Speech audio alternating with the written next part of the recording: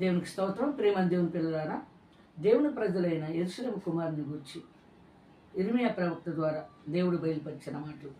విలాపవాక్యములు 2వ అధ్యాయము 13వ వచనం చదువుకున్నాం. యెరూషలేము కుమారి, ఎట్టి మాటల చేత నిన్ను హెచ్చరించుదును, దేనితో నిన్ను సాటి చేయుదును? సియోను కుమారి కన్యక, నిన్ను ఓదార్చుటకు దేనితో నిన్ను పోల్చుదును? నీకు కలిగిన నాశనము సముద్రం అంత గొప్పది.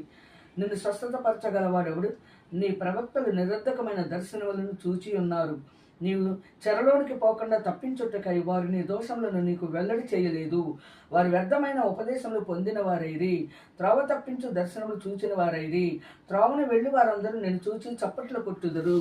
వారు యెరూషలేము కుమారుని చూచి పరిపూర్ణ సౌందర్యము గల పట్టణమనియు భూనివాసులకు ఆనందకరమైన నగరమనియు జనులు ఈ పట్టణం గూర్చేనా చెప్పిరి అని అనుకొనుచు గేలి చేసి తన తల ఊచెదరు.